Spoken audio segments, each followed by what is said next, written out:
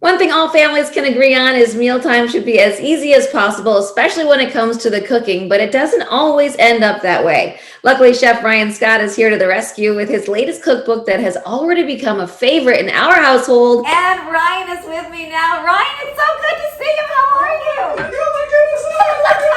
I'm your biggest fan. Well, I've known you before you were you, and now you're even you, and we're still hanging out with you and me. I love it. Yes, so good to see you. I'm so glad we're doing this today. I'm so excited for you because your book hit the bestseller list from day one. I know. And it wasn't even number one in one category. It was number one in two categories. So how proud are you of this cookbook? It hit three. Not to it hit three. Look, at the end of the day, if you do what you love and you put your heart into something, it resonates in the universe. But I just shot this during the pandemic in this kitchen where you guys can see this galley kitchen. I live up in Northern California in Marin. And it was just easy because this was from my heart. It was for my girls. It was for my family. And honestly, I got so many recipes out of my wife that would have never given them to me if I didn't write this book. There's 80 recipes in this cookbook. There are a lot of things that are like, they look really complicated. They're not really complicated. So that's the whole idea of this book. It's a no-fuss cookbook. What inspired you? Just the fact that you were home cooking a lot?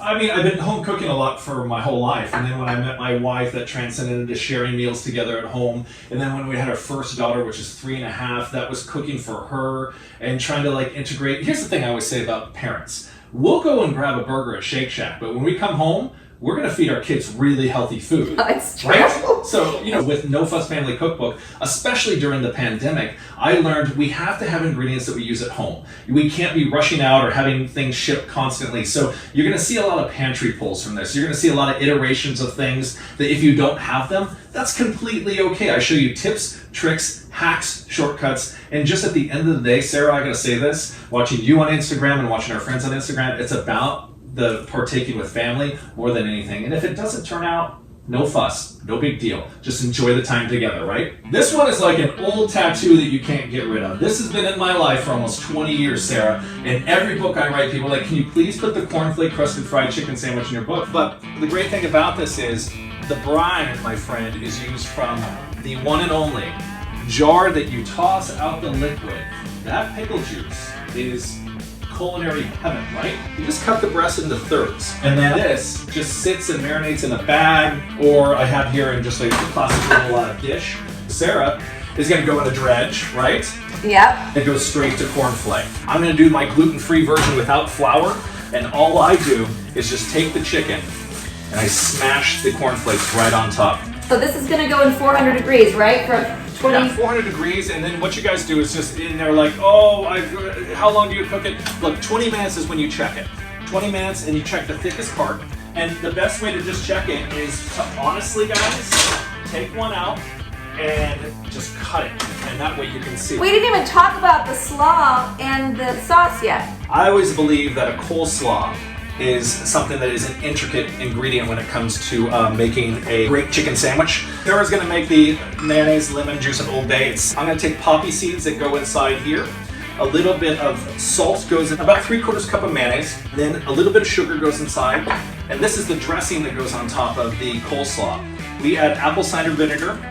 If you have red wine or white wine, it's not a big deal. No fuss, you guys. It's whatever you have at home. You went ahead and made our spicy mayonnaise. So here's the rule of thumb.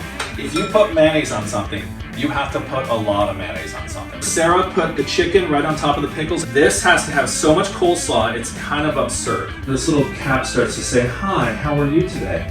I'm gonna come and sandwich myself right on top. Oh, we're like twinning. This is cute, I like this. That looks right, so good. Let's give this a shot. Cheers. Oh my God. The seasoning on this is perfect, but it's because of the pickle juice that you marinate this chicken with first. It's tender, it's flavorful, it has that sour puckeredness, just enough from the pickle juice.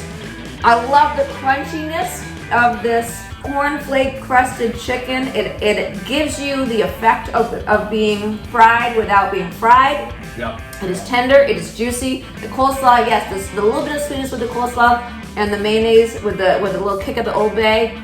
really comes together well. It is a well-rounded sandwich, my friend, and I am going to eat the whole thing. The No Fuss Family Cookbook is out now in bookstores and digital download. This has been such a pleasure. Kiss those babies for me, and I can't wait till we do this again. You call me if you're in Marin, in California. I'm cooking for you and we're having champagne. I'm there.